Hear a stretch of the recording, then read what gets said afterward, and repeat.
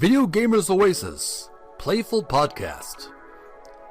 Discussions on my favorite games, movies, TV shows, anime, comic books, collectibles, and other fun content for gamers and geeks. I'm your host, Jeremy. Welcome to the show.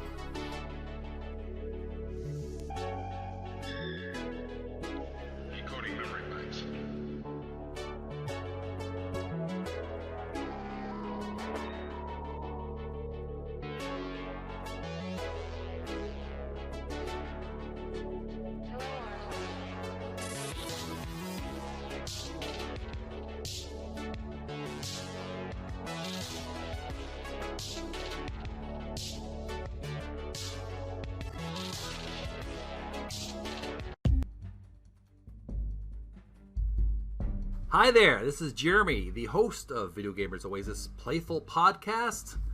Welcome back to a special episode. This is episode 18. And the other day was actually in February the 20th, 2021, last week. Me and my friend Joel, we watched the original The Andromeda Strain, 1971 mystery sci-fi thriller. It was 2 hours, 11 minutes, very long movie, but near the end was really a real good thrill ride. It stars James Olson, Arthur Hill, David Wayne, among others. Directed by Robert Wise, written originally by Michael Crichton. He wrote the novel, and Nelson Gidding, who did the screenplay. And me and Joel saw the movie, and here's what we thought, what were our feelings and thoughts on the sci-fi thriller.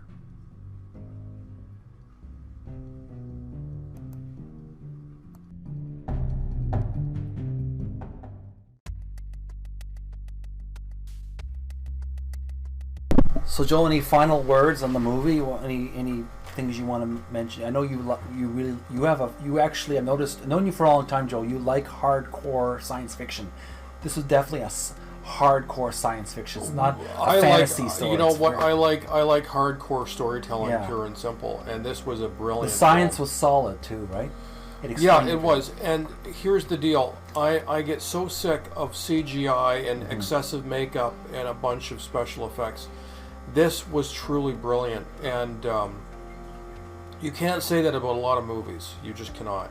Well, this movie, I like flights of fantasy. I like imagination. I like going to weird worlds and strange creatures and weird, kind of almost like, like Dune deals with like alternate realities, like drugs and alternate, perception. But once in a while, I like a science fiction that's really solid and uses explains the science of it, the chemical composition of the virus, right, and how they defeat the virus using either alkaline or acid of the bloodstream. They were able to. The baby and the elderly man were both immune to the virus. The elderly man because he abused sterno, some kind of chemical, and the baby because it had homemade alcohol. Yeah, the baby cried a lot and created acid in its blood. So, alkaline and acid. So, in some ways, it reminded me of science. the War of the Worlds, where the invader was destroyed by naturally occurring bacteria. In the case of War Earth of the germs. Worlds, Yeah. with this, it was reversed. It had to do with the fact that it had a very narrow pH that it could survive in, narrow range. And so, like you were mentioning, if someone's body was too acidic or too alkaline, it would die or be ineffectual anyway. So, and this virus also, it was almost a non-organic creature. It was alive, crystalline, but it was almost like silicon based. Yeah. Because this thing could survive without any atmosphere. Right, in the vacuum of space. So, yeah, I just feel it just feels like an intelligent science fiction. I didn't feel my intelligence was insulted. No. By this show. You were educated. It was educational, and the acting. I must say, the actress who plays the scientist, she's the only female in the team. She was actually quite funny. She had very witty. She has a lot of one-liners, and the other cast is really good as well. Very intelligent acting. Mm-hmm. They don't overact. No, I found that the acting was very. I found it reminded me in a way. It reminded me of the when it comes to the acting style, like the original Star Trek series, or something similar, or maybe I would say more conservative like acting. 2001. Yeah. Very conservative. It was, it was actually very believable from that point of view. Yeah, I like that, and the technology, even though it was retro technology, really they did a really good job making a futuristic fortress where they do the experiments. Right. The technology, they had the computer, they had like analog computers with some digital graphics. Rita, I like the multi-layers that they had to go through various layers of decontamination just to get into the lab. Right. And there were like different levels of the layers. So they put a lot of work into the actual construction of the sets as well.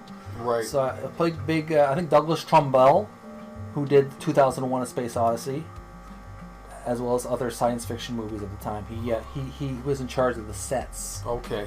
I learned about Douglas Trumbull. He did the sets for the movie. So definitely recommend this movie. Would you? Oh my God! Yeah. We need more science fiction movies like this one. Come on, Hollywood! You can do it. You can write better stories that are as intelligent as the Andromeda Strain. Really intelligent sci-fi. I definitely recommend it.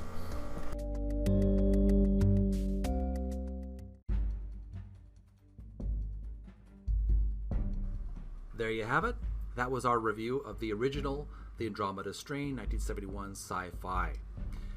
If you enjoyed this movie review, would you be so kind as to leave a like on the YouTube channel, subscribe to Video Gamers Oasis on YouTube, as well as subscribe and make sure to watch regularly the podcast that I do, Video Gamers Oasis, Playful Podcast on Anchor.fm.